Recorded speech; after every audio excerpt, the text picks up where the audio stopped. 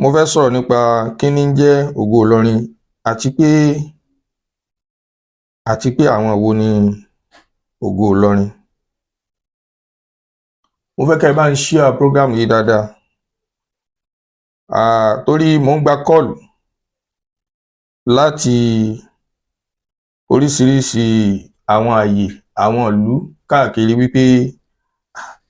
Àfà Sàkámọ̀ ṣé Ògo Ìlọrin ti pé méjì ni, ṣùgbọ́n Ọlọ́run ò fún mi ní àǹfààní àti rí kọ́ọ̀lù tó ní ìtẹ̀wá pọ̀. Ọlọ́run ò fún mi ní àǹfààní àti rí bí oríṣi president Ògo Ìlọrin bàbá wa Alhaji Murtado Adio Baba Bariga. Ṣùgbọ́n tí n bá jáde, Yusuf Nationman ẹ káàbọ̀ láti wá sọ ọ̀rọ̀ lórí ẹ̀. Ṣé mọ̀ pé tó kùrọ̀ bá ń purọ́ tí ò bá rẹni já ayé òsì bóòtọ́ ní sọ ni. Ṣé get? Ẹ jẹ́ kí n change topic yẹn náà. So tí òkùrọ̀ bá ń purọ́ tí ò bá rẹni já ayé òsì bí òdodo ni òkùrọ̀ ní sọ ni. Àmọ́ tá a bá ti ń jáde, tá a bá ti ń járó òkùrọ̀, so ayé ò lè mọ̀ wípé irọ́ lòkùrọ̀ ń pa. Ẹ dákun tí bá ń wọlé, ẹ bá mi share program yìí, ẹ bá mi share rẹ̀ dáadáa, ẹ bá mi share rẹ̀ dáadáa. Lẹ́ẹ̀kan sí, a'udhu billahi minash shaitanir rajim, bismillahir rahmanir rahim. Rabbi shrah li sadri wa yassir li amri wa hlul uqdatan min lisani yafqahu qawli. Ọlọ́run wọlá tí a fi bẹ̀rẹ̀ yìí, mọ́sà ṣe amọ̀nà wa lérí ọ̀rọ̀ náà, torí wípé avoid láti má bá ẹnìkankan ṣe òwò bí à ń búra ẹni, gẹ́gẹ́ bí n ti ń ṣẹlẹ̀ lọ́wọ́ nínú ìlú, débi wípé ọ̀pọ̀lọpọ̀ àwa tá a jẹ́ àfà àti fẹ́ mú Islam rùn sí ẹlòmíì látara àìjẹ́ kí Islam ó sinmi. Àmọ́ at the same time Yorùbá sọ pé nítorí pé kọ́mọ má bàa sunkún ká wá gbé jọ̀lọ̀jọ̀lọ̀ bá bẹ́ẹ̀ lé lọ́wọ́ pé kó máa fi ṣeré, so òun lè má mọ̀ pé tí ò dáa ni yóò wá fà á já. So ní ìdínú tí a fẹ́ fi jáde. Kí ni ń jẹ́ Ògo Ìlọrin? Ẹ dákun ẹ bá ń share program yìí dáadáa káwọn yẹn wọlé. Kí ni ń jẹ́ Ògo Ìlọrin? Gbogbo wa la mọ̀ wípé nínú èdè Yorùbá tí wọ́n bá sọ wípé ògo, òun náà ni oore Ọlọ́run, oore ńláńlá kan tí Ọlọ́run ọba ṣe fún àwùjọ kan, ìlú kan àbí ẹ̀dá kan. Ní tí ń jẹ́ ògo nù, pé ní ògo ni ọmọ yìí, ògo ni ẹni yìí, gbogbo nǹkan bẹ́ẹ̀ tó bá ti jẹ́ nǹkan oríire òun ni wọ́n ń pè ní ògo. Kí wá ní jẹ́ Ìlọrin? Ìlọrin jẹ́ ìlú kan tó jẹ́ ìlú Islam tí gbogbo ayé mọ̀ gẹ́gẹ́ bí ìlú ẹ̀sìn. Tá a bá wá da ògo àti Ìlọrin, tá a bá da méjèèjì papọ̀, ó túmọ̀ sí wípé ní ẹ̀bùn Ọlọ́run tọ́lọ́run fún ìlú Ìlọrin ní jẹ́ ògo, àbí ká sọ wípé oore Ọlọ́run tọ́lọ́run fún ìlú Ìlọrin ni wọ́n ń pè ní Ògo Ìlọrin. Àwọn wo wá ní Ògo Ìlọrin gan? Ògo Ìlọrin bẹ̀rẹ̀ láti rí àfà àgbà Sheikh Alim radiyallahu ta'ala anhu tagamada Allahu bi rahmati. Sheikh Alimi, gbogbo ẹni tó bá wà ń bẹ̀ ń bá ń ṣe ṣéhù lẹ́ẹ̀mẹ́ta, ṣéhù ṣéhù ṣéhù wallahu ya'simuka minan nas la takhafu darakan wala takhasha wala hawla wala quwwata illa billahi al-aliyyil azim. Ògo tó bá ní Ògo Ìlọrin ó bẹ̀rẹ̀ láti rí Sheikh Alimi títí tó fi délé àwọn tí wọ́n jọ ṣe dáwọ́là Islamiyya nílùú Ìlọrin, tí wọ́n jọ fi ìjọba ẹ̀sìn lélẹ̀. Àfáà wa Musa Al-Arigbaji ń bẹ nínú wọn, Jádù Ìmámù Mọ́tàṣé, bàbá ńlá àwọn Ìmámù Mọ́tàṣé ń bẹ nínú wọn. Àfáà Kúbúrí Kàràtú, gbogbo àwọn ẹni Ọlọ́run ni tí Sheikh Sásìlì kà fún wa, àbí ká ní tí Sheikh Ádámù kà fún wa nínú tírà wọn ni, tí Sheikh Sásìlì wá tú sétí gbogbo ayé. Gbogbo àwọn báwọn àwọn ní jẹ́ Ògo Ìlọrin, títí tó fi wá sàn dé orí àwọn àgbàlagbà ní zámàní ẹlẹ́ẹ̀kẹrin tá a mọ̀, àbẹ́lẹ̀kẹta ni kọ́dún ẹlẹ́ẹ̀kẹta, àbẹ́lẹ̀kẹrin ni Sheikh Ádámù fi wọ́n sí ni, àwọn Sheikh Bígọ́rẹ̀, àwọn àfáà Ahmadu ọmọ Kúkúrú, gbogbo àwọn báwọn tó tún fi wá sàn wálẹ̀, tó fi wá ka àwọn Sheikh Indasalati, àfáà ní Kọ̀rọ̀, àfáà ní Sàkámà, gbogbo ilé àwọn ẹni Ọlọ́run káàkiri tá a mọ̀ ní tí àsìkò nígbà mí àti mọ̀ ka orúkọ wọn gbogbo àwọn ní àwọn tí wọ́n ń jẹ́ ògo fún ìlú Ìlọrin nù tí tó fi wá délé àwọn kúlàfáwù wọn tí wọ́n tún dé lẹ́yìn wọn bàbá Sheikh Kamaluddin Al-Adabi bàbá Sheikh Adam Abdullahi Al-Alori bàbá wa Alágbàjì tó ti yé báwọn gbogbo àwọn báwọn ní àwọn tá a mọ̀ ní ògo Ìlọrin nù ó fi wá sàn dérí àwọn kúlàfáwù wọn bàbá Mudirul Markaz bàbá Alifatu Adabiya bàbá wa ní Àgbàjì bàbá Alágbàrí Gìjọmọ tàná àtàwọn àlífà àwọn tí wọ́n bẹ́ẹ̀ sìn gbogbo àwọn eléyìí àwọn là ń pè lógo Ìlọrin kí wá ló mú ẹgbẹ́ ògo Ìlọrin ẹ bá mi share program yìí ẹ sì bá mi tẹ love and like ẹ bá mi tẹ love and like ẹ sì bá mi share rẹ̀ dáadáa ẹ bá ń pín káàkiri ọ̀rọ̀ tí mo fẹ́ sọ yìí ibi tí ń lọ gangan ibi tó yẹ kẹ́ bá mi pín fún ayé ni torí wípé mò ń gba kọ́ọ̀lù wípé àwọn kan sọ wípé àwọn lòríjínà ògo Ìlọrin mo wá fẹ́ káyé mọ kí ní jógo Ìlọrin gan nídìí eléyìí gbogbo àwọn yìí àwọn ni wọ́n ń jẹ́ ògo Ìlọrin kí ló wá kọ́ sí ẹgbẹ́ ògo Ìlọrin òun náà ni wípé a rí wípé àwọn èèyàn ń kọwọ́ bọ ìjọmọlúàbí àwọn àgbàlagbà tàná tìjẹ́ ẹ̀ta tìjẹ́ ẹ̀rin tí eléré àwọn tòní àwọn kan ń kọwọ́ bọ̀ wọ́n wá dójúlé àwọn àfáà Ìlọrin púpọ̀ léè tó já sí wípé nínú ìṣesí wọn ẹ mọ̀ wípé àwọn kan kóra wọn jọ ni láti tákù àwọn bàbá yìí ẹ ti mọ̀ ókè ní táwọn bàbá yìí ń ṣe yìí ní táwọn yìí ń ṣe pẹ̀lú àwọn bàbá yìí ǹjẹ́ ó bófin mu ní tí wọ́n ń ṣe pẹ̀lú àwọn bàbá yìí tó bófin mu ókè ẹ má jà ṣe ní jàgídíjàgan àwọn eléyìí orí social media ni wọ́n ti wá ń bá àwọn bàbá yìí lórúkọ jẹ́ àwa náà tún gbọdọ̀ wá di ẹ̀hànnà bíi tí wọ́n ká bọ́ sórí mídíà ká máa wá bú wọn ókè ẹ jẹ́ ká fi ẹsẹ̀ òfin ká fi tọ́ intẹ́ni náà bá ní evidence pẹ̀lú tí ń sọ pẹ̀lú àwọn bàbá yìí kó kó jáde nítòótọ́ àwọn ọmọ burúkú kan náà ń bẹ tí wọ́n ń pera wọn láàfáà tí wọ́n yé sí àfáà nínú Ìlọrin nígbà táwọn wí ṣùgbọ́n gbogbo àwọn ọmọ burúkú tí à ń sọ yìí àwọn náà ni wọ́n padà di ọ̀rẹ́ àwọn tí wọ́n ń bá àwọn àgbàlagbà ló kọjá lónìí torí wípé ní ìbàjẹ́ wọn tí wọ́n ń ṣe nípa ká lọ gánú sóde olóde ká fi rọ́gbó lọ́wọ́ àwọn èèyàn ká tan ìyàwó níyàwó bá sùn gbogbo ìwà burúkú ni ló kún ọwọ́ àwọn ọmọ kéèké tá à ń sọ yìí avenue yẹn ni ẹnìyẹn lò láti fi máa tákù ìlú Ìlọrin níjọ́ náà bó tiẹ̀ jẹ́ wípé àwọn tó lẹ́ni bú ni wọ́n níjọ́ náà tí fi ń tákù wa tí fi ń rí àwọn àgbàlagbà fín àwọn ni wọ́n ti padà dọ̀rẹ́ lónìí ohun tó rí àṣírí míì tí ń bẹ lọ́wọ́ rẹ̀ kó má bàa tú jáde. ibi tí wọ́n lọ ni wípé àwọn ẹni yìí wọ́n wá ń ṣe àwọn ìbàjẹ́ yìí débi wípé bàbá wa Alhaji Murtado Àdìó bàbá ń Bàrígà àti àwọn tí wọ́n kún wọn lọ́wọ́ níjọ́ náà fi wá wò pé ní ẹjá dá ẹgbẹ́ kan lẹ̀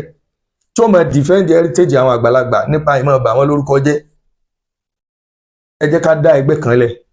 ká sì fi ọ̀rọ̀ Islam ká fi kún wípé anything tó bá fẹ́ ta ẹrẹ̀ bá Islam ká máa gbọ́n ẹrẹ̀ ń dànù ni wọ́n fi dá ògo Ìlọrin lẹ̀ níjọ́ náà wọ́n sì gbé dé ọ̀dọ̀ bàbá wa ọlọ́lá wa ọba ìlú Ìlọrin bàbá wa ọlọ́lá wa ọba ìlú Ìlọrin sì buwọ́lu ẹgbẹ́ náà léyìí tí ò ní doubting nú tí gbogbo èèyàn rí lórí social media ẹgbẹ́ ògo Ìlọrin yìí kì í wá sí ẹgbẹ́ kan lásán ẹgbẹ́ ọmọ agboolé kọ́ ẹgbẹ́ ọmọ àdúgbò kọ́ ẹgbẹ́ odidi ìlú tó fẹsẹ̀ rinlẹ̀ tó fẹsẹ̀ múlẹ̀ ní ẹgbẹ́ tó já sí wípé lábẹ́ ìjọba wọ́n rẹ́gísítà ẹgbẹ́ ògo Ìlọrin yìí tí ògo Ìlọrin sì ní sàtífíkẹ́ẹ̀tì lọ́dọ̀ ìjọba tí wọ́n máa ń rẹ́gísítà rẹ̀ sí under CAC ní ẹgbẹ́ ògo Ìlọrin ẹgbẹ́ tí wọ́n rẹ́gísítà ní under CAC ni tí evidence rẹ̀ sì wà sàtífíkẹ́ẹ̀tì rẹ̀ tí wọ́n fún ẹ̀rí sàtífíkẹ́ẹ̀tì rẹ̀ ni ẹ rí i pé mo rọra kun ibì kan ó ní reason tó jẹ́ kí n kun bẹ́ẹ̀ o torí àwọn oníṣẹ́ ibi orí íńtánẹ́ẹ̀tì ṣẹ́gẹ́tì tí wọ́n fẹ́ ṣe ayédèrú ògo Ìlọrin tá a ti ń gbọ́ káàkiri wípé wọ́n sọ wípé àwọn ni original ògo Ìlọrin tí wọ́n má bàa ṣayédèrú rẹ̀ òun ló jẹ́ kí n gbé wá bá ẹjẹ́ ń gbé kú. ẹgbẹ́ ògo Ìlọrin jẹ́ ẹgbẹ́ tí ìjọba mọ̀ sí tíjọba buwọ́lù tí wọ́n sì jàn ló ń tẹ̀ wípé ẹgbẹ́ ní tẹ́nìkan kan ò sì lè jẹ́ orúkọ nì mọ́ lábẹ́ òfin Nàìjíríà, tẹ́nìkan kan ò lè jẹ́ mọ́. Tá a bá wá rí ẹnìkan tó wá jáde lónìí tó wá sọ wípé àwọn tún fẹ́ dá ẹgbẹ́ Ògo Ìlọrin kan lẹ̀, ẹ jẹ́ ká lọ lè mọ̀ wípé bóyá ni wọn ò mọ òfin, bóyá àkójọ àwùjọ àwọn aláìmọ̀kan tí wọ́n mọ̀ kí ni wọ́n ń pè lófin, ìjìyà wo ló lè bá wọn lérí táwọn ń ṣe òní, ìjìyà wo ló lè bá wọn lérí tí wọ́n ṣe òní, so bóyá wọn ò mọ̀. Gbogbo ẹ̀yin tí ẹ ń pè wá wípé ẹgbọ́ Ògo Ìlọrin ti pín sí méjì, Ògo Ìlọrin kankan ò pín sí méjì. Èyí tí ń jẹ́ Ògo Ìlọrin tòótọ́ tó jẹ́ Ògo Ìlọrin àkíkà, ẹ gbọ́ dáírì Ògo Ìlọrin láwọn àwọn mìíràn wọ́n sọ pé dáírì Ògo Ìlọrin làwọn, rárá o. Dáírì Ògo Ìlọrin náà nìyí tí Alhaji Murtado Adio Baba Bariga tó jẹ́ ààrẹ rẹ̀, lẹ́yìn tí ìjọba sì gbé ẹgbẹ́ náà lé lọ́wọ́, torúkọ rẹ̀ wà lérí sàtífíkẹ́tì tí mo fi hàn wá nísì, orúkọ rẹ̀ mẹ́mbẹ́. Tẹ́ bá wá rí ẹgbẹ́ míì kan tí wọ́n kó jáde tí wọ́n ń pè ní Ògo Ìlọrin, ẹ lọ lè fura o, wọ́n fẹ́ máa lo orúkọ yẹn láti máa fi gba bára ni o, wọ́n fẹ́ máa lo orúkọ yẹn láti máa fi gba bára ni, torí pé wọ́n mọ̀ wípé Ògo Ìlọrin ti lórúkọ, kò sì síbi tí wọn ò ti mọ Ògo Ìlọrin. Ṣé wàá mọ̀ wípé kò síbi tí wọ́n ti sọ pé nínú àwọn èèyàn ńlá Ìlọrin tí wọ́n sọ wípé ní àwọn dé Ògo Ìlọrin ni wá tí wọn ò ní sílẹ̀kùn fún wọn pé mọ́rẹ́hàbá. Ṣé ẹ mọ̀ wípé ní àwọn tá a wí ká gba bára, ká tojú bọlé, ká forúkọ àwọn èèyàn sọ pé a fẹ́ ṣe empowerment fún yàn, ká máa fi gba owó, ká máa fi tẹ́ wọn máa fi jẹun, òun náà níṣẹ́ tí wọ́n gbé lọ́wọ́ láti ilẹ̀ wọn níṣẹ́ méjì. Látijọ́ táwa ti dá Ògo Ìlọrin lé àlọ́lé bẹ́ẹ̀ni kankan o. Alhaji Murtado Adio Baba Bariga kò mẹ́ni kankan lẹ́yìn inú wa o, lọ́lé olówó lọ́lé tọ́jú bọ̀ wípé a nídìí owó ẹ wá fún wa lówó, kò ṣẹlẹ̀ rí. Àlọ́lé gba owó lọ́wọ́ ẹnì kankan. Bẹ́ẹ̀ dẹ̀ ni àwọn project wà tí wọ́n bá jẹ́ pé wọ́n ti fún mi ní ìyọ̀ǹda ni láti máa ka àwọn project ọ̀hún tá a ti ní lọ́wọ́ báyìí àti kí ni Ògo Ìlọrin ti ṣe. Wallahi mi ìbá máa ka gbogbo ẹ̀ nísìn, àmọ́ èyí tí ìrísí Baba Bariga mo fẹ́ sọ̀rọ̀ yìí lérèfé, á padà jáde ní ìjáde tó fúùlù. Wọ́n fẹ́ máa lo orúkọ ẹgbẹ́ yìí Ògo Ìlọrin yìí torí pé wọ́n mọ̀ wípé ó ti lórúkọ, kò sí ní tó burú bí pé bí Ògo Ìlọrin ti wà wọn kìí ṣẹgbẹ́ Ògo Ìlọrin nìkan ní sojú ọmọ Ìlọrin nílùú Ìlọrin. Ọlọ́run bá ṣe dáadáa fún bàbá wa Sheikh Abdul Fatai Arówólò ìmáàmù ọjà tuntun, àwọn gan ni wọ́n ṣáwájú ní Ògo Ìlọrin ń jẹ́ àbúrò fún ẹgbẹ́ tiwọn tí wọ́n ń pè ní Majlisu Shabab. Majlisu Shabab tí wọ́n ń sojú Emirati tí wọ́n sì ń ṣiṣẹ́ ní takuntakun, àwọn ni wọ́n gba Ògo Ìlọrin lábúrò. Tẹ́gbẹ́ mi náà bá fẹ́ dé nílùú Ìlọrin wípé àwa náà tó fẹ́ máa mú aspect báyìí káwọn náà ṣàmójútó kó máa jẹ́ ìdàgbàsókè inú ìlú, kò sí tó burú ńbẹ̀. Àmọ́ ká fẹ́ dá àròyé kalẹ̀, ká fẹ́ dá violence kalẹ̀, ká máa kírètì ní tí wọ́n ń pè ní divide and rule, ó kún ọwọ́ àwọn ẹni. Àmáìdíù gbogbo ẹ̀yin tẹ́ ń wò mí, gbogbo mùsùlùmí ayé ní bá sọ̀rọ̀. Ṣé rí àwọn tá à ń sọ yìí tí wọ́n jọmọ Ìlọrin tí wọ́n ti fara mọ́ ẹni tí ń ba àwọn bàbá wa lórúkọ jẹ́, wọ́n máa lo divide and rule, wọ́n á wọ̀ yín láàrin, wọ́n á fi ba àkójọ yín jẹ́. Divide and rule yẹn náà ni wọ́n lò lérí Ògo Ìlọrin tí àwọn kan fi jẹ́ alátẹnujẹ tó fi tẹ̀lé ẹni tá à ń sọ yìí lọ. Divide and rule yẹn gangan o ni wọ́n lò, àmọ́ owó ni wọ́n lò. Àwọn tó jẹ́ olójú kòkòrò nú wa wọ́n tẹ̀lé ẹni tí a sọ pé ń bú àwọn bàbá yìí, wọ́n tẹ̀lé lọ. Wọn ò wá dá dúró bẹ́ẹ̀ o, wọ́n tún gbìyànjú láti máa lo divide and rule yẹn, wọ́n sì ń lò dìsìn. Nínú divide and rule tí wọ́n lò ó ní ọ̀rọ̀ bàbá wa Mufti pẹ̀lú bàbá Mudirul Markaz divide and rule ni wọ́n lò tí wọ́n fi gbéra wọn lọ́dọ̀ bàbá mufti torí wípé wọ́n mọ̀ wípé bàbá Mudirul Markaz kíní yẹn máa bí wọ́n nú pé ọ̀tá mi ìwọ mufti ó sì gbà wọ́n lálejò ẹ rí i pé bàbá mufti ń sọ ọlọ́run ló mọ kọ̀kọ̀ ẹ má judge bàbá mufti ń sọ wípé àwọn ò mọ̀ pé wọ́n ń bọ̀ ok ẹ jẹ́ ká gbà pé wọ́n mọ̀ pé wọ́n ń bọ̀ torí tí wọ́n wí jáde nìyẹn gẹ́gẹ́ bí iṣẹ́ tí Ògo Ìlọrin ṣe lérí kí gbogbo kíní yẹn má dàrú bàbá mufti sọ pé àwọn ò mọ̀ wípé wọ́n ń bọ̀ wọ́n kàn wá lójijì wọ́n sì wá kó gbogbo bàbá yẹn lápò débi wípé bàbá Mudirul Markaz ó fi mọ̀ rí wípé ní ó sì gba ọ̀tá mi lálejò ibi tí wọ́n ti rí bí ṣe divide and rule láàrin wọn bọ́ tí máa ṣe nìyẹn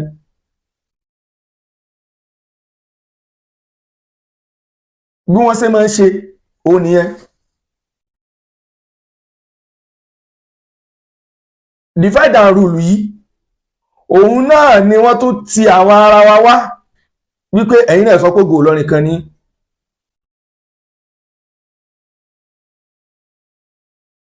àwọn náà ni wọ́n tó ti àwọn ara wa wá tí wọ́n fi ń sọ wípé ẹ̀yin náà tó sọ pé Ògo Ìlọrin original tún lẹ́yìn nínú divide and rule tí wọ́n lò fún wa èyí tí wọ́n kọ́kọ́ fi bẹ̀rẹ̀ ni wípé nígbà tí àwọn ọ̀kan láwọn ara wa yìí tí wọ́n tẹ̀lé ẹni tá à ń wí lọ ìgbà tí wọ́n tẹ̀lé lọ tán nínú tí wọ́n ṣe ni pé wọ́n kọ́kọ́ ń wọlé tọ̀ àwọn àgbàlagbà kọ̀ọ̀kan lọ tí wọ́n jẹ́ àwọn bàbá wa ní àdàbíyà wọ́n ní láti máa sọ fún àwọn bàbá wa ní àdàbíyà wípé ẹ má dá wọn lóhùn o wọn èso Ògo Ìlọrin o Ògo Markaz ni ẹ máa pè wọ́n torí wípé Markaz ni wọ́n ń ṣiṣẹ́ fún ẹlòmíì wọṣẹ́ wọn ìgbà tó yá tó padà rí wa tó ní Markaz lẹ̀ ń ṣiṣẹ́ fún tá a padà ṣàlàyé fún wọn pé àwa wá láti wá ṣàtúnṣe ni o ọmọ bàbá Sheikh Adam ni wa ọmọ bàbá Sheikh Kamaluddin ni wa ọmọ bàbá Lágbàjì ni wa wallahi sumabillahi alladhi la ilaha illa huwa a ṣiṣẹ́ láti máa fi support side kan láti máa wá fi jàǹbá side kan nínú àwọn tí wọ́n ti convince yẹn ààrẹ ni tó gbọ́ nínú wọn tó jẹ́ pé wọ́n tó ní àwọn ọmọ pé báyìí ni ọ̀tọ̀ ni tí wọ́n wá wí fáwọn wallahi sumabillahi alazim divide and rule yẹn wọ́n wá ń lo kíní yẹn lóríṣiríṣi ẹ jẹ́ kí n wá sọ fún yín lónìí gbogbo tí ń jẹ́ ọmọ àdàbíyà àti Markazi divide and rule yẹn náà ni wọ́n ń lò fún wa tí ò tí ì jẹ́ kí ọ̀rọ̀ Markazi àtàdàbí ó tán lẹ̀ ẹ jẹ́ kí n sọ kíní kan fún wa yàtọ̀ sí àwọn ọmọ burúkú tí ń jáde sórí social media tí wọ́n lọ ń bú Sheikh Kamaluddin directly àtẹni tí ń jáde tí lọ ń bú Sheikh Adam directly tí ń bú Mudirul Markaz directly tí ń bú bàbá Khalifa Adabi látẹnu rẹ̀ direct àwọn ọmọ burúkú wà ní tòótọ́ ṣùgbọ́n kí ni ń fà tẹ́níkàkù fi ń ṣe bẹ́ẹ̀ ẹ jẹ́ kí n sọ àṣírí fún yín lónìí ẹ rí wípé mo ń pariwo wípé wọ́n open page kan lórúkọ Sheikh Sakama Online TV for Dawah tí wọ́n gbé fọ́tò bàbá tó bí mi síbẹ̀ wọ́n gbé fọ́tò àfáàgbà ní Sakama níjẹta wọ́n gbé síbẹ̀ gẹ́gẹ́ bí mo ṣe gbé sí page mi wọ́n sì kọ orúkọ yẹn kò fẹ́ẹ̀ sí yàtọ̀ níbi orúkọ ọ̀hún wọ́n wá fi orúkọ yẹn wọ́n wá fi ń ṣèbàjẹ́ wọ́n fi ń bú Mudirul Markaz ibi tó bá jẹ́ pé ẹnìkan bá jẹ́ pé àdàbíyà ló wà ń bẹ̀ wọ́n á máa bú Mudirul lábẹ́ page yẹn kí àwọn Markaz lè máa rò wípé èmi ní ń bú àwọn wọ́n á lọ abẹ́ page àdàbíyà wọ́n á lọ fi mí bú àdàbíyà ń bẹ̀ kí àdàbíyà lè rò wípé ní PR Ògo Ìlọrin ní ń bú àwọn tí àdìbọ́n ṣe lò fún mi bẹ́ẹ̀ náà ni wọ́n wá kírètì lórúkọ àdàbíyà tí wọ́n fi ń bú Mudirul Markaz tọ́mọ Markazi mi bá wá rí yóò jáde fàdàbíyà wípé wọ́n bú Mudirul Markaz àbí wọ́n bú Sheikh Adam lọ́ndà péjì àdàbíyà kan tí ọmọ Markazi yẹn bá jáde fún wọn wípé àwọn ọmọ àdàbíyà ń bú Sheikh Adam lábẹ́ péjì wọn Markazi mi náà jáde òun náà tún máa bú àdàbíyà wípé ṣé ti understand tí mo ń sọ wọ́n á lọ lè pọ́n kírètì péjì lórúkọ àdàbíyà wọ́n fi ń bú Markazi wọ́n sì kírètì péjì lórúkọ Markazi wọ́n fi ń bú àdàbíyà bí wọ́n ṣe ń ṣe nìyẹn divide and rule yẹn òun ni wọ́n ń lò ẹ má jẹ́ kó yà yín lẹ́nu wípé látijọ́ òní bá a ṣe ń gbìyànjú tó lérí pé kí ọ̀rọ̀ wàhálà bàbá wa Mufti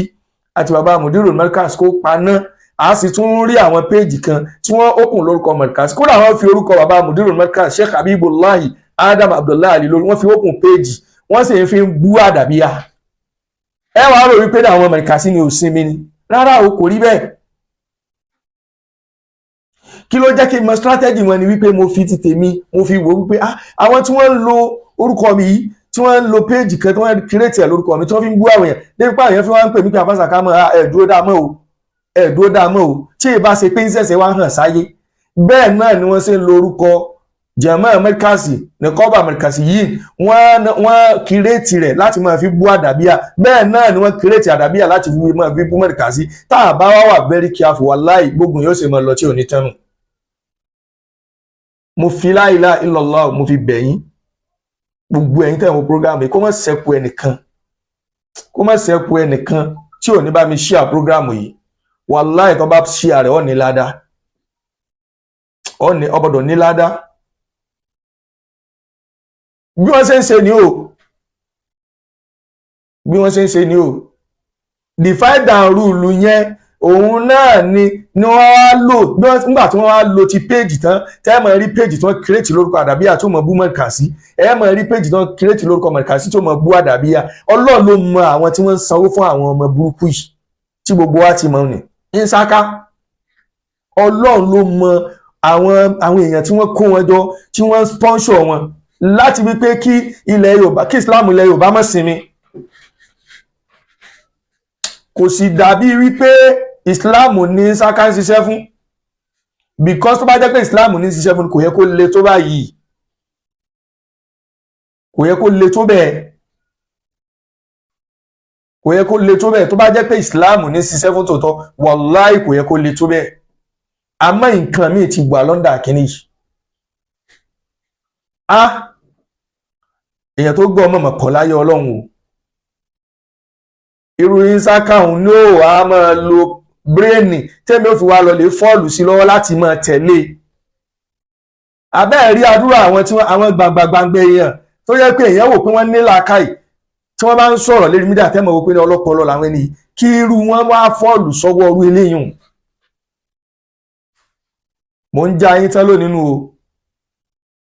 mo ń já yín tán lónìí o gbogbo ẹ̀yin àlùmọ̀ nábì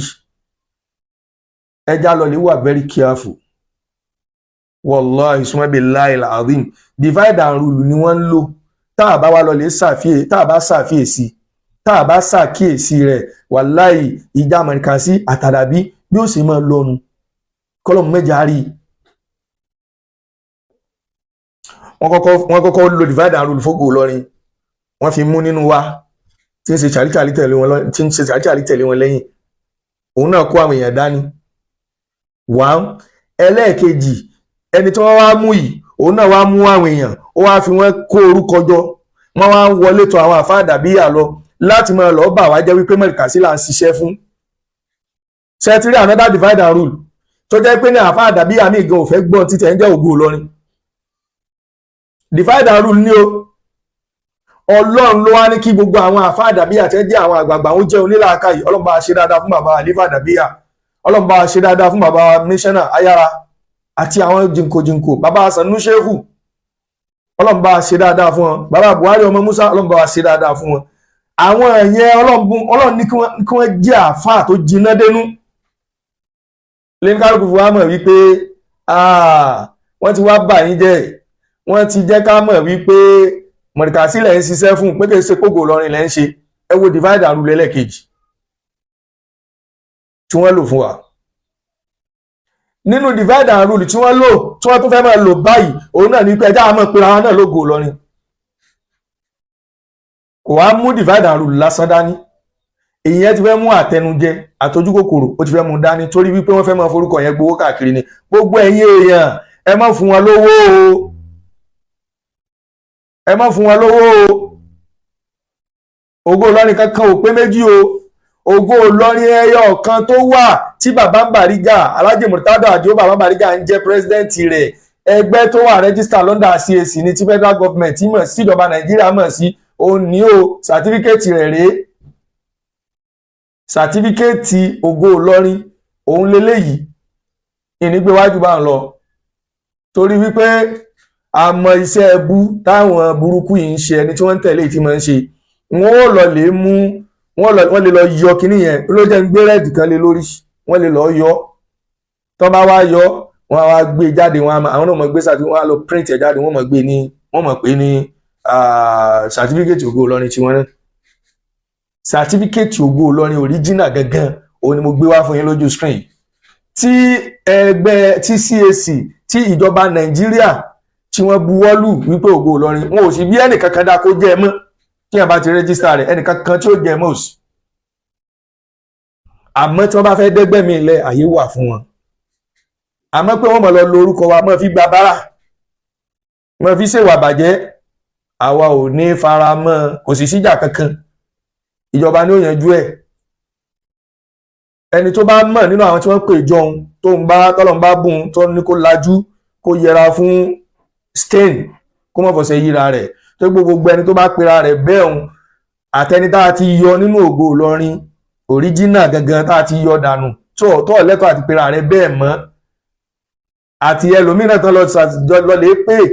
tó ní ID card original ti wà lọ́wọ́ ó fojú balẹ̀ ẹjọ́ o torí tó bá dìgbà náà kí wọ́n di pé wọ́n tó ti ń gbéra wọn lọlé ẹjọ́ wọ́n ti ń gbéra wọn lọlé ẹjọ́ so kájọ máa rìn Akeem ẹsẹ̀ ń darí wọ́n tó ti ń gbéra wọn lọlé ẹjọ́ tó bá dìgbà náà ẹni tó bá mọ̀ wọn kó tètè kìlọ̀ fún wọn bóyá wọn lè mọ̀ òfin ṣe ẹ̀sìn àpá àwọn tí wọ́n ń tẹ̀lé náà àwọn tí máa ń rúfin ni tí wọ́n tún dúró gbáǹkó tí wọ́n tún gba lọ́yà so in tí mo wá sọ lónìí ní ṣókínù ìfẹ́ rìn jìnnà púpọ̀ torí pé mo fẹ́ kí bàbá Bariga kan ọ́dà kan fún mi ní ọ́dà pé ó yá bàbá Zaka máa jáde ká tó wá sọ̀rọ̀ àmọ́ pọ́ìntì tí mo fẹ́ ká dì mú òun ni wípé divide and rule ni wọ́n ń lò fún wa divide and rule wọn alákọ̀ọ́kọ́ lérí ẹni tí ń bú àwọn àgbàlagbà ńlọrin ni pé ó fowó tàn àwọn nǹkan ó divide wa wọ́n wọṣẹ́ rẹ̀ wọ́n tẹ̀lé lọ nínú divide and rule ẹlẹ́ẹ̀kejì èyí tí wọ́n lò ní wípé àwọn tí wọ́n fowó tàn ó ní wọ́n tì wọ́n wọnú ilé láti lọ máa bá àwọn kan nínú Ìlọrin wípé mọ̀rìkàsí ni à ń ṣiṣẹ́ fún òde ẹlẹ́ẹ̀kejì divide and rule ẹlẹ́ẹ̀kẹta òun ni wípé ní wọ́n máa púṣì ẹni tí ò yẹ kó wọ Ìlọrin lọlé bá bàbá mufti Ìlọrin kó lè bá àdáfíkọlẹ̀ láàrin àwọn àgbàlagbà wa wípé mufti ó sì gbọ́mọ èyí lálejò ẹ wo tó ṣẹlẹ̀ lẹ́yìn ìgbà tọmọ àwọn tọ́gbọ̀n ń lọ ẹ wo tó ṣẹlẹ̀ lẹ́yìn ìgbà tí ó lọ ọ̀dọ̀ bàbá mufti ní tí wọ́n dẹ̀ ọ̀nà invitation rẹ̀ tí wọ́n ṣe invite ẹ̀ ó sì lọ bẹ̀ divide and rule ni wọ́n fẹ́ ṣe wọ́n dẹ̀ rí kíní yẹn gbogbo ní Ramadan ọdún yìí bí ogun ni láàrin Ìlọrin sí Ìlọrin ogun yẹn ló wá tàn ká dérí ọ̀rọ̀ àdàbíyà àti mọ̀rìkàsíyà ni mọ̀rìkàsíyà àti àdàbí fi ń kọjú ara wọn nínú divide and rule míì tí wọ́n lò ní wípé wọ́n lọ create page lórúkọ mọ̀rìkàsí lẹ́kọ́ bá mọ̀rìkàsí yìí wọ́n kírètì Ògo mọ̀rìkàsí wọ́n kírètì Sheikh Habibullah Adam Abdullahi Ali lórí tó jẹ́ fake wọ́n wá fi ń bú bàbá wa Alhaji àgbà Sheikh Kamaluddin Al-Adabi tí ọmọ àdàbí àkànbá tí wàá rí kan náà péjì tí wọ́n bú Alhaji àgbà àwọn náà wà jáde àwọn náà mọ̀ bú Sheikh Adam padà wọ́n mọ̀ bú Mudirul Markaz padà wọ́n tún kírètì orúkọ míì náà lórúkọ àdàbíyà ẹ máa rí àwọn péjì yẹn ẹ rí kò ní sí fídíò ẹni tí ń ṣe live ń bẹ wọ́n á kàn mọ post síbẹ̀ tí wọ́n máa fi péjì ní tí wọ́n máa fi bú Sheikh Adama àti Sheikh Kamaluddin àti Sheikh Habibullah Adam Abdullahi Ali lórí wọ́n kírètì eléyìí náà láti máa fi dá wàhálà lẹ̀ kí ẹnu sáà máa fi kò náà ní divide and rule táwọn pípù yẹn tí wọ́n plan nìyẹn.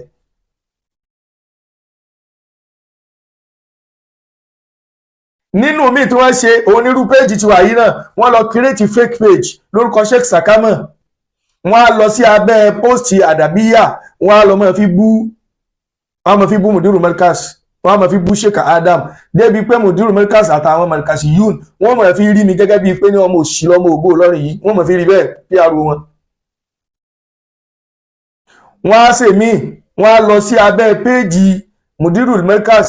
àbí Ògo Markaz àbí nìkọ́bà Markaz yìí wọ́n á lọ bẹ̀ wọ́n á lọ máa fi bú àdàbíyà ń bẹ̀ gbogbo sẹ́ẹ̀bù yìí ọ̀dọ̀ àwọn títí wá nù. mo fọlọ́wọ́ bá bẹ gbogbo ẹni tí ń wo prógrámù yìí mọ́sálà ìṣe prógrámù yìí ìwọ gan tó bá ń wò tó bá jẹ́ ẹni tí wọ́n tẹ̀lé òdodo ìwọ gan mọ̀ pé prógrámù yìí ń tí gbogbo ayé gbọ́dọ̀ wò ni. mo fọlọ́wọ́ bí ọ́ bá ń share rẹ̀ dáadáa jẹ́ kí gbogbo ayé rí prógámù yìí pé nǹkan tí ń ṣẹlẹ̀ ní bóyá látọ̀dọ̀ rẹ lọ́mọ Markazi mi ó ti làákàyè ó ti sí pé ókè pláàni ní kinní yìí ó ní ládá bóyá látọ̀dọ̀ rẹ làákàyè ọmọ Àdàbíyà mi ó ti sí pé ókè àwọn Àdàbíyà òbú àwọn Markazi òbú Sheikh Kamaluddin àwọn èèyàn ni wọ́n pláàni kinní yìí ẹ dákun kí làwọn bàbá méjì gbà lọ́wọ́ ara wọn tó mọ̀ búra wọn kí ló fẹ́ fàjà láàrin Sheikh Adam àti bàbá Sheikh Kamaluddin àwọn tí wọ́n ti wà lọ́dọ̀ Ọlọ́run kọ́lọ́run ṣàlékún kẹ́ wọn. bàbá Sheikh Saheed Sakama ẹ káàbọ̀ so gbogbo àwọn strategy yìí gbogbo àwọn strategies yìí wàláhì wọ́n lò láti máa fi dá wàhálà lẹ̀ láàrin wa ni ta ní pé salamu alaikum ta ní sọ̀rọ̀ bẹ́ẹ̀ ni mo wà lérí program ní sẹ́wọ́ live lọ́wọ́ ni bẹ́ẹ̀ ni mo wà lérí live ẹ̀ dákun ẹ ṣeun so nídìí eléyìí ẹ jẹ́ ká jẹ́ kí rí wá pé gbogbo ọmọ Markazi ẹ jẹ́ ká jẹ́ kó rí wá pé gbogbo ọmọ Àdàbíyà àti Markazi àtàdàbíyà ìkankan náà ni wọ́n tí wọ́n bá sọ wípé àwọn ògbólógbò Ìlọrin àwọn bàbá méjèèjì ń bẹnu àwọn ògbó Ìlọrin òun ni mo ti kà lẹ́ẹ̀kan láti rí Sheikh Alimi àwa kàn ń gbé orúkọ wọn yẹn a kàn ń jẹ́ ni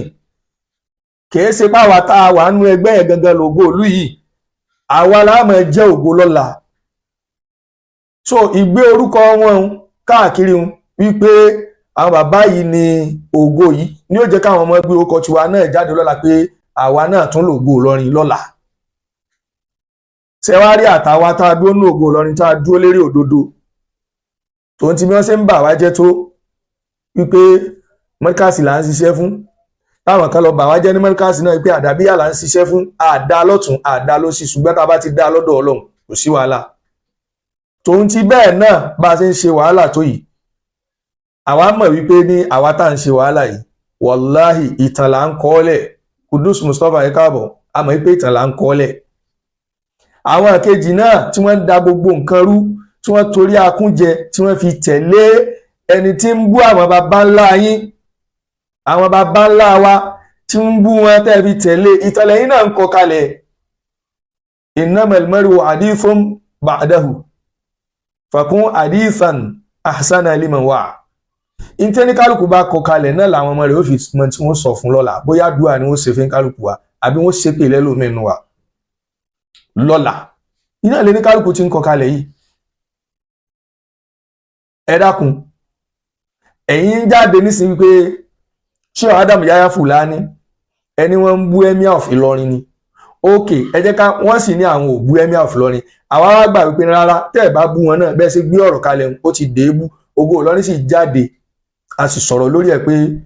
ní tẹ́ ẹ ṣe wọn ẹ dákun ẹ má ṣe bẹ́ẹ̀ mọ́ do ní bàbá yòó sọ pé àṣàrífín sáwọn ní Sheikh Adam Yahya Fulani tòun ti bóyá jẹ́ pé bàbá wa ni wọ́n á bá wọn wí wọn ò sọ pé a ṣe àrífín sáwọn wọ́n lọ ń ṣàkíyèsí ibo ni àwọn ti sọ̀rọ̀ tó fẹ́ jọ mọ́bí egun ni wọ́n ń ṣiṣẹ́ lérí ẹ̀ ẹ̀yin tẹ́ ẹ wá tẹ̀lé ẹni tó bú Sheikh Adamu tó bú Sheikh Alimi tó bú bàbá wa bàbá Sheikh Kamaluddin Alhaji Àgbà tó bú àfáà Bukhari ọmọ Musa ó bú Amirul Jaysh ó bú bàbá Imam Ọ̀fà ó bú bàbá wa Muideen ní Ìbàdàn bàbá Muideen Bello ní Ìbàdàn ó bú àfáà wa Sanu Shehu gbogbo àfáà tí ń bẹnu bàbá wa Amirul Jaysh ó bú Sheikh Dasalati gbogbo wọn bá ń ló bú lẹ́ni tá à ń sọ yìí ẹ̀yin ń tẹ̀lé rí wa gẹ́gẹ́ bí ẹni tí ń bìjà àwọn bàbá ẹ̀yin wá jáde lẹ́ni ẹ wá ní ẹ̀ ń bìjà ọba Ìlọrin lérí ẹni tó jẹ́ ọ̀kan lára àwọn bàbá wa nílọrin ókè ẹjá gbà wípé ókè ọ̀dà káwá tẹ̀lé yín pé bàbá wa yìí bú ọba Ìlọrin tòótọ́ ẹ jẹ́ ká tẹ̀lé yín pé wọ́n bú ọba Ìlọrin ókè àti bá wọn wí ẹ̀yin ti sọ̀rọ̀ sí wọn àwa náà ti sọ̀rọ̀ sí wọn ǹjẹ́ ẹni tẹ́yìn tẹ̀lé kí lájọ ẹsẹ́ ti sọ̀rọ̀ sí ẹ ṣeun jẹ́ Aminullah Zubair ṣé ẹ ti sọ̀rọ̀ sí ẹ dákun Prince Aláwọ̀ Abdulhakeem ẹ káàbọ̀ ṣé ẹ ti sọ̀rọ̀ sí ẹni tẹ́ ń tẹ̀lé kí tó bú gbogbo àwọn bàbá yìí tó gbé pampers jáde báyìí fún Mudiru Markaz pé pampers ní tó sọ wípé ní òun ti kó bò wọ́n tó ní bàbá ti ní stroke. yín tó ń sọ gbogbo ẹ̀yin tẹ́tẹ́sẹ̀ ń wọlé, mo fi ọba tó dá yín bẹ̀yẹn bá ń share program yìí dáadáa. mo fẹ́ ṣe summary gbogbo tí mo sọ látẹ̀kàn. Bọ́lájí omi ló mọ́ ẹ ṣeun. mo fẹ́ ṣe summary rẹ̀. ṣe rí ọkùnrin ẹyọ kan Tógò Ìlọrin fèsì wípé àfi kó lọ ẹ̀wọ̀n, tí ò bá nílò ẹ̀wọ̀n kó ṣe àtúnṣe bá a ti fẹ́. òun ní lo divide and rule fún Ìlọrin. nínú divide and rule àkọ́kọ́ tó kọ́kọ́ lò ní wípé ó kọ́kọ́ fi owó, ó ju owó sáàárín àwọn tó mọ̀ lálàtẹnujẹ nínú Ògo Ìlọrin. ó fi owó yẹn ó fi gẹ́ẹ̀tì wọn, ó fi fà wọ́n. Ògo Ìlọrin á wò pé ní ìdọ̀tí lẹ́yìn yìí láàrin wa, àfẹ́ yín mọ́. àwa lé wọn dànù wípé àfẹ́ kàńdá nínú rẹ̀ sí wa. àwọn táwa lé dànù yìí ni wọ́n ń kó sòdí, wọ́n á jọ ṣiṣẹ́ divide and rule káàkiri. nínú divide and rule tí wọ́n kọ́kọ́ ṣe, tí wọ́n ṣe lẹ́yìn pé ó ti kọ́kọ́ wọ Ògo Ìlọrin yẹn, ó ti pín wa sí méjì hun. nínú divide and rule tí wọ́n ṣe ni wípé àwọn tó wá kó yẹn ń wá ń tì wọ́n, ń fún wọn lówó pé ẹ máa wọlé tọ̀ àwọn àgbàlagbà yín lọ, ẹ lọ máa ba àwọn Ògo Ìlọrin original jẹ́ wípé àwọn ni wọ́n pé Markazi ni wọ́n ń ṣiṣẹ́ fún, wípé Sheikh Habib nìkan ni wọ́n ń bìjà, Sheikh Adama ni wọ́n ń bìjà. why tó fi jẹ́ Sheikh Adama là ń bìjà, tó fi jẹ́ Sheikh Ahmed là ń bìjà ojú pé ọlá wípé ní kéèsì Markazi náà ni ó pọ̀ jù lọ́dọ̀ ẹni yìí tá lè fi charge sí kóòtù. Markazi náà ni àwọn tó bú jù. Tìmámù Ọ̀fà àti fi gbé ó wà ń kóòtù. Àdàbí Hasan Ìmámù Ọ̀fà. so divide and rule yẹn ó ń lò láti mọ bà wá lórúkọ jẹ́ pé Markazi nìkan ni à ń ṣiṣẹ́ fún. ó jẹ́ kí àwọn àgbàlagbà kan sún sẹ́yìn. àwọn kan wò pé ní ẹja bí wọ́n bí wá ṣàlàyé fún wọn ní tọ́ bó ti rí nù wọ́n padà. inú àwọn tí wọ́n ti tá a mọ̀ wípé wọ́n ti lọ́ọ́ bà wá jẹ́ lọ́dọ̀ adọ́dọ̀ wọn pé kò rí bẹ́ẹ̀ o, bó ti rí ni o, àwọn náà tọ́ bó ti rí ni àwọn náà padà. wọn ò rí bí jẹ lọ. wọ́n wá wò pé òkè tá a bá rí bí fọ́ Ògo Ìlọrin pẹ̀lú àwọn bàbá yìí káfẹ́ rí wọn sọ́ra wọn. òkè ẹ jẹ́ ká wọ ọ̀dọ̀ Mudiru Markaz àti Mufti. nígbà wọn rí pé clash kékeré kan wà láàrin bàbá sọ́mọ, ẹ̀gbọ́n sábúrò. wọ́n dẹ̀ sáré rí pé ògiri lanu díẹ̀ báyìí, wọ́n dẹ̀ sáré kó síbẹ̀, wọ́n dẹ̀ gbé bọ̀ boys lẹ́yìn, wọ́n gbé lọ tẹ̀fsírì bàbá wa Mufti. kìí ṣe pé torí Ọlọ́run náà fi lọ o, divide and rule ni wọ́n fẹ́ lò láàrin Mudiru Markaz àti bàbá wa Mufti o. divide and rule yẹn ni wọ́n fẹ́ lò o. ẹ rí wípé bàbá Mudiru Markaz kódà tí wọ́n bá ní ìjà pẹ̀lú bàbá Mufti tẹ́lẹ̀, ẹ rí wípé kìí ṣe ìjà tí wọ́n ń jà síta. ẹ rí wípé ó lọ ọ̀dọ̀ Mufti tọ́lá yìí gbàrà báyìí ní kíní yẹn blow. certificate ẹ rí wípé wọ́n lọ ọ̀dọ̀ bàbá Mufti báyìí ní kíní yẹn blow. wọ́n rí divide and rule yẹn, wọ́n rí lò láàrin yẹn débi wípé kíní yẹn wá pín sí méjì. Markazi àti Markazi ni bàbá Mufti, Markazi ni bàbá Mudiru Markaz. ìjà Markazi sí Markazi ó wọ bẹ̀. Àdàbí àmì náà tẹ́lẹ̀ tí wọ́n ti rí bí òun náà tó náà wò pé ní Markazi ṣẹ̀wá ó sọ̀pọ̀tì bàbá Mufti. wọ́n jọ ń fèsì Mudiru Markaz. Markazi mi náà tẹ́lẹ̀ tó náà kó àti Mudiru Markaz jọ ní class ó lọ dúró lẹ́yìn bàbá Mufti. kíní yẹn wá ń rọ́lù láwọn ó di ìjà Markazi sí Markazi, Àdàbí sí Markazi. wọ́n rí kíní yẹn wọ́n rí lò gan. mo fà níbi ìbí ọwọ́ tó bá wà pẹ̀lú mi dákun máa ń share program yìí, mo fẹ́ kó kárí. wọ́n rí kíní yẹn wọ́n rí lò gan. ní àfi ríbi sinmi nínú àwẹ̀ Ògo Ìlọrin fi ń lọ ní fi ń bọ̀, Ògo Ìlọrin fi ń lọ ní fi ń bọ̀ bá ti ń lọ Markazi lálọ́dọ̀ bàbá Mufti. ọlọ́ba wa pọ́n bàbá méjì lé bá a ṣàlékún àpọ́nlé wọn, wọ́n mọ̀ ṣàpọ́nlé Ọlọ́run lára Ògo Ìlọrin. bá a ti kéré tó yìí wọ́n sì gbà wá tọwọ́ tẹsẹ̀. ẹ̀rí pọ́lọ̀ yẹn lọlẹ̀ díẹ̀ nínú divide and rule wọn nìyẹn. in short kí n má fi fọ̀rọ̀gùn lérí ẹ̀ torí pé summary ni mò ń ṣe, mo ti sọ síwájú. divide and rule èyí tó tún tẹ̀lé o ní wípé ẹ lọ lè wo àwọn péèjì kan, ọmọ Markazi ọmọ Àdàbí ẹ jẹ́ rí wá ó pé ẹ jẹ́ kó rí wá pé o bàbá Sheikh Adama àti Sheikh Kamaldeen ní sọ̀tá ara wọn o. ọmọ Àdàbí yà ẹ jẹ́ kó rí wá pé bàbá wa Sheikh Kamaldeen àti bàbá Mudiru Markaz mú èsì ọ̀tá ara wọn o. tẹ́ bá lọ lè wo àwọn péèjì tí ń bú mùdírù Markaz lórúkọ àdàbíyà, àwọn pípù yìí ni wọ́n kírètì ẹ̀, àwọn ni wọ́n kírètì ẹ̀. Wàláhì ọ̀rọ̀ tí ń sọ yìí ọ̀rọ̀ tó dá sí mi ní ojú ni o. Wọ́n á kírètì lórúkọ àdàbíyà, wọ́n lè lo kinní kan Abdul-Lateef Yusuf Al-Adabi,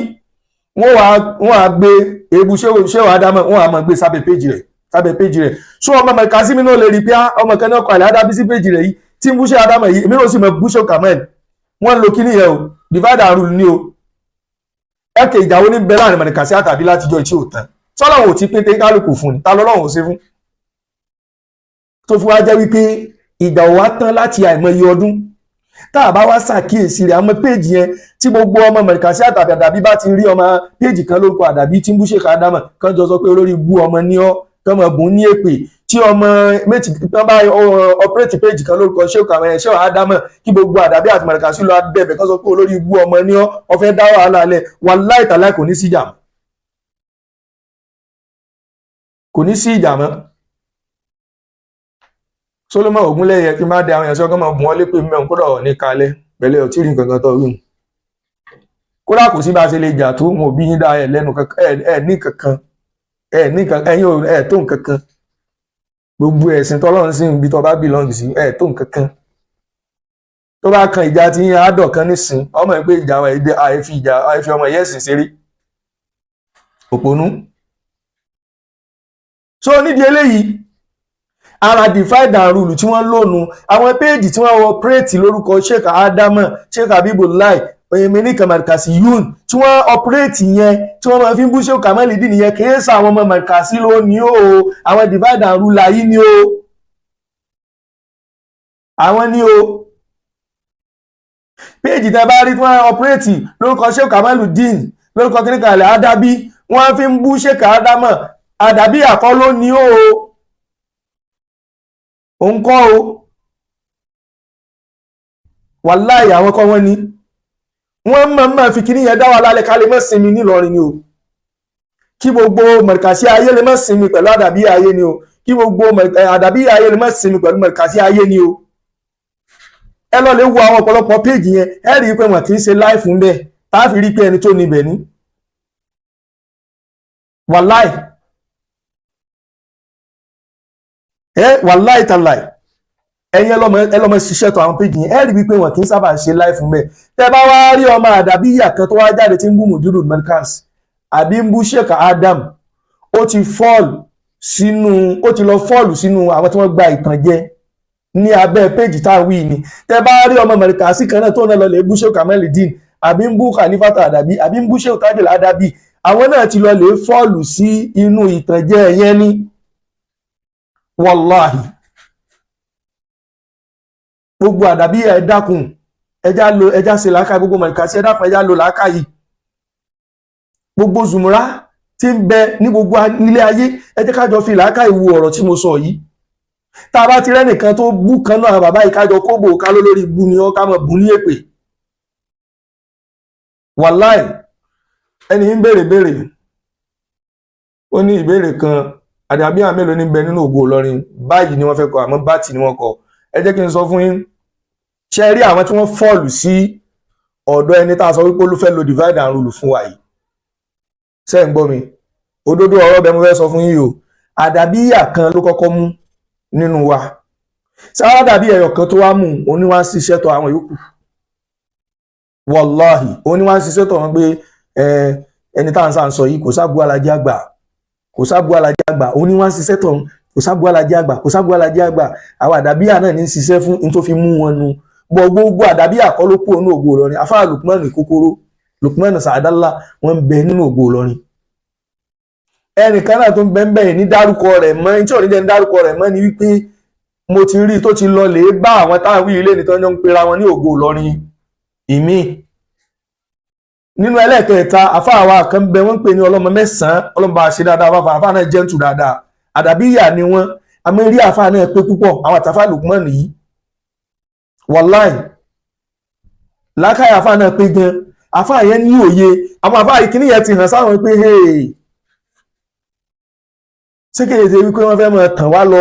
àwọn èèyàn tètè já wọ́n jára wọ́n wò pé ní ẹ fẹ́ máa fi okò Alhaji Àgbà ẹ fẹ́ máa fi da ẹgbẹ́ yìí rú, wọn ò tẹ̀lé wọn. Wàláhì àdàbí àbẹ́nu Ògo Ìlọrin lóòrùn tòní tí ń rìn yìí. Àfa àwọn ọlọ́mọ mẹ́sàn-án ọmọ aláàlí ni wọ́n, ọmọ aláàlí irú wọn náà lẹ́ẹ̀mọ̀ rí nínú Ògo Ìlọrin tí wọn ò ní lọ. Àfa Lùkùmánù Ìkókóró gbọ́ alámẹ́lẹ́ àfàgbà ń kókóró ìbẹ́nu Ògo Ìlọrin dò ní àdàbí àlàfà. Àmọ́ orúkọ bíbí tí wọ́n ti bí wọn Ẹ̀mí Adébáyọ̀ kan lọ́mọ ẹ káàbọ̀, ibi tí wọ́n ti bí wọn yẹn ń reflect nínú òṣèṣì wọn àtiwá wọn ni wọ́n fi ń bẹ nínú Ògo Ìlọrin. Ọmọ àfàgbà ń kókóró ń bẹ ń bẹ, ọmọ àbáwa ọlọ́mọ mẹ́sàn-án ilé ọlọ́mọ mẹ́sàn-án ní Ìlọrin kìí ṣe lé kékeré ń bẹ nínú Ògo Ìlọrin àdàbíyà ni wọ́n. So gbogbo àwọn ọ̀nà tí wọ́n fi ń lo divide and rule fún wa yìí ẹ jẹ́ ká lọ lè sọ, ẹ dákun ẹ má jẹ́ á gbàgbé àwọn péèjì tí wọ́n fi ń bú Shehu Adamu lórúkọ àdàbíyà. Gbogbo ọmọ Amẹ̀ríkà sí ẹ lọ lè mọ̀ wípé àwọn arábí ní lo péèjì ń. Ẹ̀mí Adébáyọ̀ kan lọ́mọ ẹ káàbọ̀. Abdul-Lateef Saadu Al-Adabi tọ́ bọ́lọ̀mbá ṣe ní ó yé ọ sí, bọ́lọ̀mbá ṣe ní ó yé ọ sí kò mú jà dání. Àmọ́ tá bá déwájú Ọlọ́run ní tó bá mọ̀ ń parẹ̀ ó lọ lè sọ Ọlọ́run. Mọ́ torí ayé bí ọ̀rọ̀ tí bàbá bàríkà mọ́ sọ pé mọ́ torí ayé mọ́ bà ọ̀dọ̀ Ọlọ́run rẹ jẹ́, mọ́ torí ayé bà ọ̀dọ̀ Ọlọ́run rẹ jẹ́. Abdul-Lateef Saadu Al-Adabi mọ́ torí ayé mọ́ fi bà ọ̀run rẹ jẹ́ pẹ̀lú ọ̀rọ̀ tá à ń sọ lọ́wọ́ yìí. Al-Qur'ani ni níwájú mi, Al-Qur'ani ni tí n bá ń parọ́ pẹ̀lú gbogbo ọ̀rọ̀ tí mo sọ yìí, gbogbo làánà lọ Al-Qur'ani kó máa bá mi. Tó wá jẹ́ pé ní Ògo Ìlọrin àfi ń ṣiṣẹ́ fún pààtì kan ni. Tẹ́yìn bá ti gbà bẹ́ẹ̀ ládùúgbò gbogbo ń tá a sọ kalẹ̀ látẹ̀kan ajẹ́bẹ́ẹ̀ náà ti kó sínú àwọn ìjọ òmùgọ̀ yẹn nìyẹn. Tá a sọ wípé wọ́n ń lo divide and rule fi gẹ́ẹ̀tì wọn. So àwọn divide and rule yẹn tí wọ́n ń lò òun nìyẹn. Wọ́n kọ́kọ́ jù sógo Ìlọrin, àwọn kan tẹ̀lé wọn lọ. Ó tún yá wọ́n tún rán àwọn yẹn pé ká máa lọlé àwọn àfáà àdàbíyà ká máa lọ sọ fún pé Amẹ́ríkà sí là ń ṣiṣẹ́ fún àwọn kan tún gọ̀ ara divide and rule wọn nìyẹn. Divide and rule ẹlẹ́kẹ̀ẹ́ta ní ọ̀dọ̀ bàbá mufti pé lọ́dọ̀ mufti tẹ́ bá ti lọ́dọ̀ mufti ẹlẹ́ǹṣe ti mufti kẹjọ kọjú yí Shehu Adamu Shehu Habibullahi Adamu Abdullahi Ali lórí another strategy míì tí wọ́n tún lò nìyẹn. Èyí tí wọ́n ń lò lọ́wọ́lọ́wọ́ báyìí lónìí òun ni láti máa tún lọ pera wọn ní Ògo Ìlọrin míì.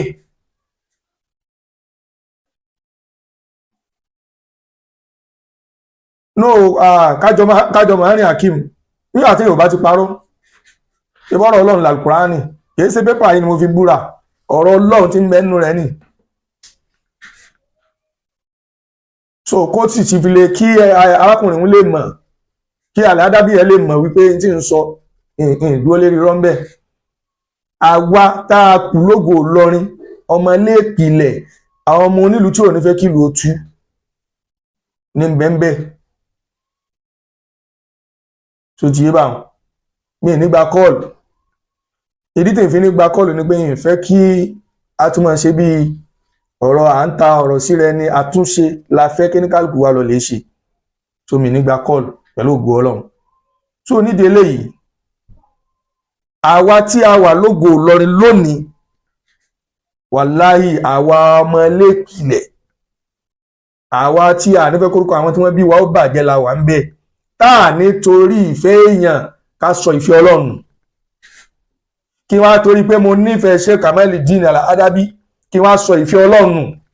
àbí kí n torí pé mo nífẹ̀ẹ́ bàbá Sheikh Adamu kí wá sọ ìfẹ́ Ọlọ́run. Èmi ò lè fi ọ̀run mi ṣeré débẹ̀. Gbogbo àwọn táwọn àlógo lọ nílẹ̀ a lè fi ọ̀run wa ṣeré débi ká nífẹ̀ẹ́ Sheikh Adamu ká máa lọ sẹ́lọ̀ lára Sheikh Kamal, àbí ká nífẹ̀ẹ́ Sheikh Kamaluddin ká máa lọ lè sẹ́lọ̀ lára Sheikh Adamu. Àwọn ò ní ṣe bẹ́ẹ̀ o. A ní ta ayé wa, a ní ta àlìkíyàmọ̀ wa fún yàn ká lọ lè fi jìyà lọ́run. So nídìí eléyìí ní tí àbáwá lò nínú gbogbo anybody tó bá pera rẹ̀ ní Ògo Ìlọrin míì òfin lè gbé mo ti gbé certificate wá Ẹ̀mí Adébárí ẹ wò ó ní certificate Ògo Ìlọrin nù, certificate Ògo Ìlọrin nù tá a gbà lọ́wọ́ ìjọba pé ẹgbẹ́ Ògo Ìlọrin. So kò sí àròyé kan tá a wá ṣe lénìí jù báyìí lọ ju wípé ẹni tí wọ́n bá lo orúkọ Ògo Ìlọrin míì fún tí ò rọ́wọ́ Baba Bariga ń bẹ́ẹ̀ pé president Ògo Ìlọrin Alhaji Muritado Adio Baba Bariga tán bá ti gbowó lọ́wọ́ rẹ tí wọ́n fi bọ́ bùkátà yí ara wọn ọ̀sọ́wọ́nù ní ọ̀fọ́gò Ìlọrin lówó Ògo Ìlọrin ò sì tí ìgbowó kankan lọ́wọ́ anybody láti pé kán máa bá wọn dá sí tó ti yé báwọn so nídìí eléyìí ẹ jẹ́ ká dá prógáàmù náà dúró lónìí kódà yìí mọ̀ pé á lo a time tó báyìí so ẹ já máa fi lè dágbére fúnra wa fún tòní inshallah tí Baba Bariga bá ọ̀dà mi láti máa sọ ọ̀rọ̀ nípa tí ń bẹ́ńlẹ̀ yìí láti wọnú ẹ̀ deeply láti wọnú jẹgúnjẹgún ọ̀rọ̀ gangan ètè tí ọ̀rọ̀ òun ni mo mú wá tó ti yé báwọn so pẹ̀lú ògo Ọlọ́run a tún máa wọnú rẹ̀ jù báyìí lọ àmọ́ fún dédé àsìkò yìí náà ẹgbà eléyìí ẹ sì bá wa share rẹ̀ dáadáa káwọn èèyàn wò kí wọ́n lè mọ̀ tí ń lọ a máa fi eléyìí dágbére fúnra wa pé assalamu alaikum wa rahmatullahi wa barakatuhu. Wọnú rẹ̀ jù báyìí lọ àwọn fún dédé àsìkò yìí náà ẹgbà eléyìí ẹ sì bá wa share rẹ̀ dáadáa káwọn èèyàn wò.